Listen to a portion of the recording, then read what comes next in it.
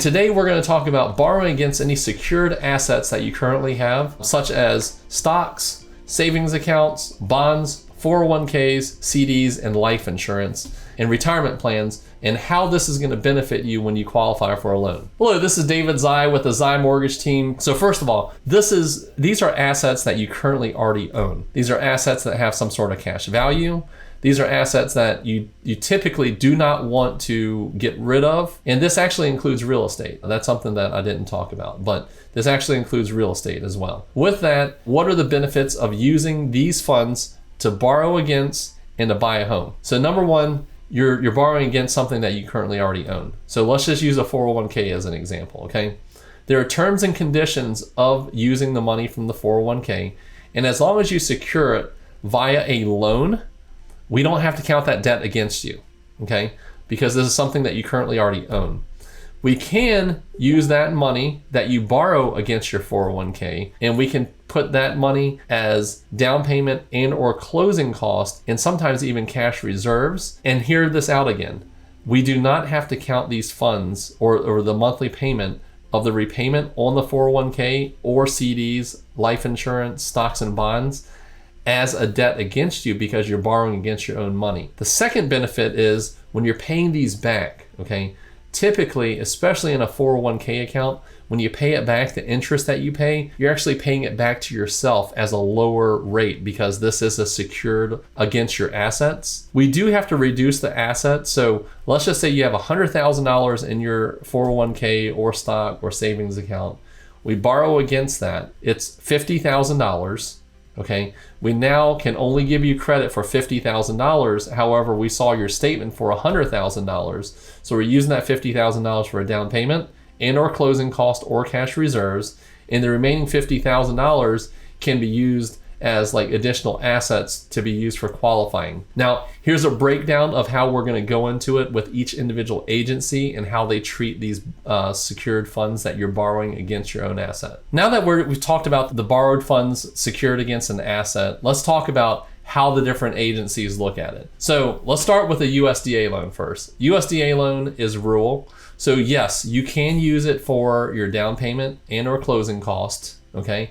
And yes, you can actually use it for reserves. The only thing that you cannot be using for reserves is a 401k loan. A 401k is an acceptable term, but the 401k loan cannot be used. You have to get the document that shows the amount of the secured loan and the source. So whether it's from a CD or a stock, we have to get that source in the proper documentation. For debt to income ratio, we actually do not have to count the liability in your debt to income ratio. This is not necessary when we're taking secured funds on a USDA loan. Now, let's jump into the government loans, your VA and your FHA loans. Let's start with VA first. VA loans, thanks for your service. Thank you for serving the country. You totally deserve this loan, which is a great benefit for all veterans and surviving spouses out there.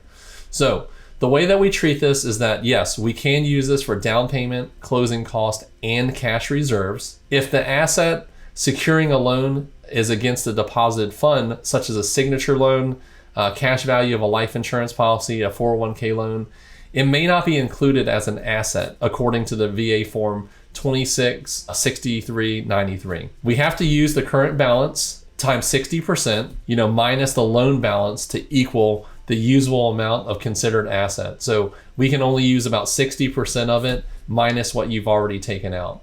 Documentation, pretty much the same thing. Copy of the loan documentation, proof of deposit, and VA is kind of silent on this, so it's really the underwriter discretion. So make sure you're getting the second and third opinion if they're not giving you favorable findings. And for debt to income ratio, it does not need to be counted as a liability against your debt to income ratio based on the amount that you're borrowing. FHA loans, this is great, okay? This is where the variance comes into play. It can be used for down payment and closing costs. However, it cannot be used for cash reserves. And FHA loans are probably gonna need cash reserves, probably more than any other type of loan, especially if it's a lower credit score. So for the documentation that's needed, we just have to verify that there is existence of the borrower assets and it's collateralized. We have to get a promissory note as well as, the loan proceeds, proof that it's actually entered your account or been deposited to your settlement agent. Debt to income ratio, we do not have to count this against, any of your liabilities. So using that secure asset is really, really important. Finally, down to the conventional loans. Conventional loans are great. They can actually be used for both Fannie and Freddie for down payment, closing cost, and cash reserves. The type of documentation that we're going to need is we're going to have to get the terms of the loan. We're going to have evidence that the party providing the secured loan is not a party of the real estate transaction. So they're not selling you the house or a real estate agent or any part of the transaction. And we have to evidence that the funds have been transferred into your account, and having a statement to kind of detail, like, hey, the name of the institution, the account owner, the account number, the transaction coming out. So we just need a paper trail of where it's coming from and going into when we're taking into consideration. And once again, this is also a great thing. We're not having to use this to count against your debt to income ratio considerations. So when you're going through the home buying process, you've got a lot of different options. On loans, you got a lot of different options on your lender. You got a lot of different options just in general, okay? When buying a home, everything. However, the one option that you should seriously take into consideration, because this is going to give you the most bang for the buck, where you can actually borrow the money against something that you currently own, keep that savings vehicle or investment vehicle going for you, as well as get a better term on your mortgage. It's going to be borrowing against any secured funds by an asset. So if you have any questions or concerns, please feel free to reach out to us. My name is David Xie. I'm with the Xie Mortgage Team, powered by Nexa Mortgage. I can be reached at 757-478-8493, and I'd love to help you out on your next home purchase. And I'm just saying, give me a call. Talk to you later.